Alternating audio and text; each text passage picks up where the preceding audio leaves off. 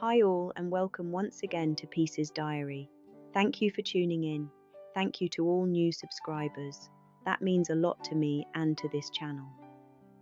When you were dreaming about marriage, when you were fasting and praying and writing the qualities you wanted in a husband, did anyone sit you down and tell you the full truth?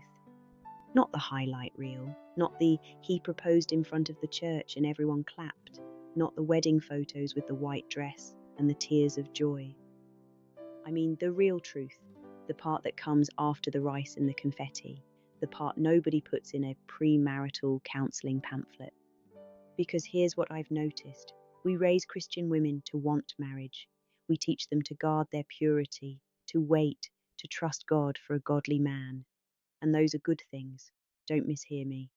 But somewhere between wait for the right one and you may now kiss the bride, there are 5 things that nobody told you, 5 things that will shake you if you're not prepared for them.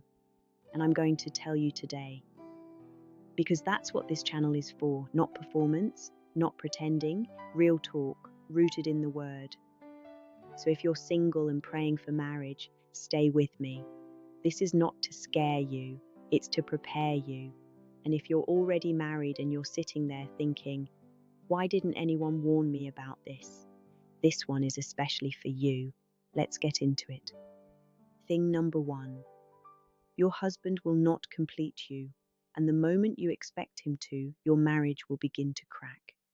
Before we get married, we spend years building this image in our minds. We picture someone who will finally make us feel seen, chosen, whole, loved in that deep, aching place that has always felt empty. And no one tells you that you are bringing that emptiness into the marriage with you. The church talks a lot about finding a godly man, but we don't talk enough about what happens when that godly man cannot carry the weight of all your unmet needs. What happens when he doesn't notice you're hurting, when he doesn't say the right thing, when he is present in the house but feels far away. You start to feel cheated, disappointed. You think, is this it? Is this the marriage I prayed for? But here's what the word says, Psalm 62:5. My soul, wait in silence for God alone, for my hope is from him. Not from him, from him. Your husband was never designed to be your source. He was designed to be your partner. And the moment you place on a man what only God can carry, you will crush both him and yourself. Before marriage, do the inner work. Go to God with your wounds. Don't walk down the aisle dragging a list of emotional debts you expect your husband to pay. Thing number 2. Love in marriage is not a feeling. It is a daily decision. And some days you will not feel like making it. Nobody tells you this, especially not in Christian circles, where we romantically say things like, when God brought us together, I just knew.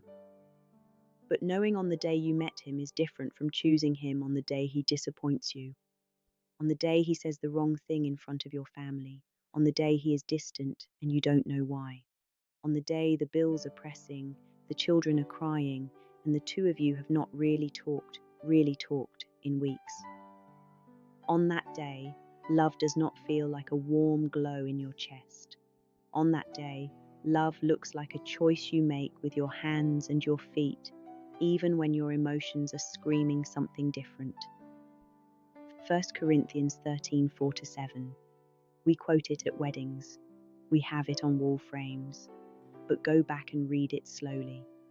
Love is patient. Love is kind.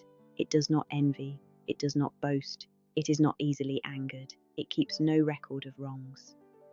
Notice what Paul is describing. He is not describing a feeling. He is describing a practice, a discipline, something you do repeatedly, intentionally, even when it costs you something.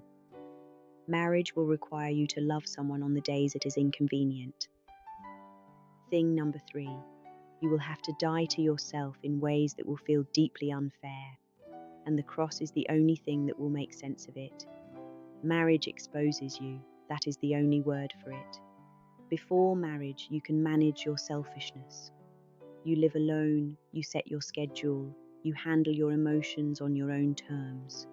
You are patient because you don't have anyone close enough to test your patience.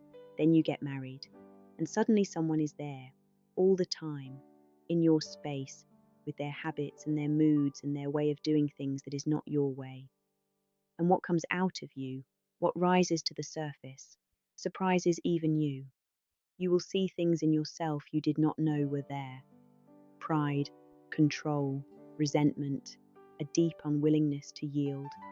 And the temptation is to look at your husband and blame him, to say, "He makes me this way." But the truth is, he didn't create it, he just revealed it. Jesus said in Luke 9:23, "If anyone wants to come after me, let him deny himself, take up his cross daily and follow me." Daily, not once, not on your wedding day, daily. Marriage is one of God's most powerful sanctification tools. It will sand you down, it will humble you, it will bring you to your knees, and if you let it, if you don't run from it or bitterly resist it, it will make you more like Christ. But no one tells you that the road to becoming looks like dying first.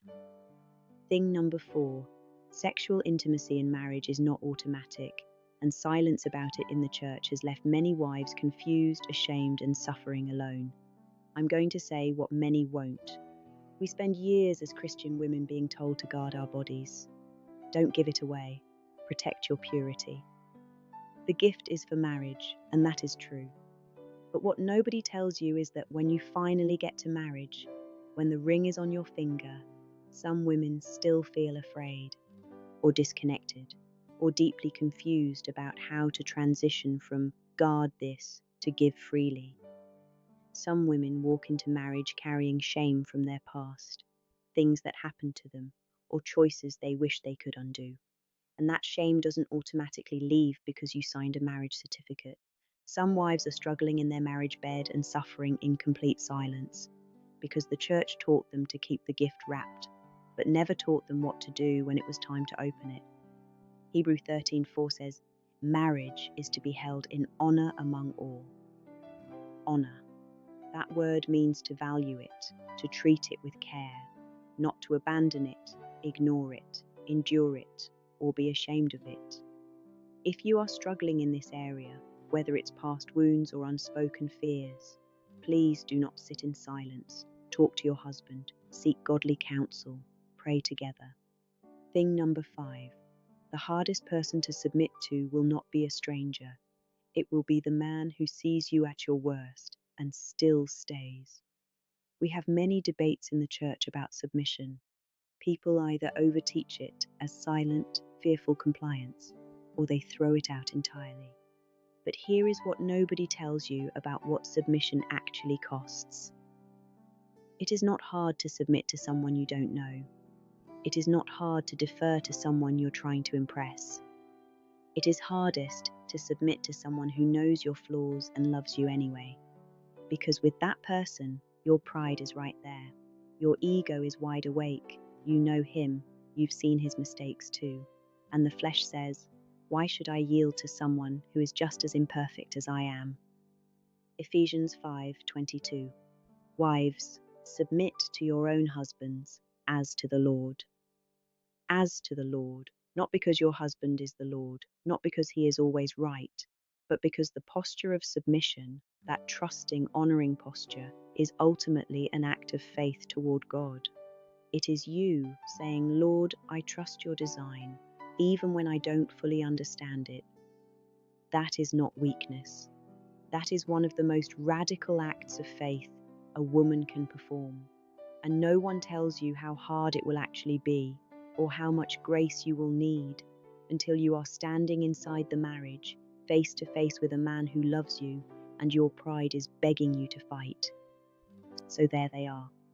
5 things no one told you before Christian marriage, not because they wanted to mislead you, but because we have a habit in Christian spaces of celebrating the destination and skipping past the journey. Marriage is beautiful. It is a covenant. It is a gift. But it is also a furnace, and the things that cannot survive the heat will burn. The good news is this: God is not surprised by any of it. He knew what marriage would ask of you before you ever prayed for it, and he is faithful enough to walk with you through every single one of these things. if you let him lead. If this spoke to you, share it with someone who needs to hear it. Leave a comment below. Which one hit you the hardest? Which one do you wish someone had told you? And if you're not yet subscribed to Peace's Diary, this is your sign. I'll see you in the next one.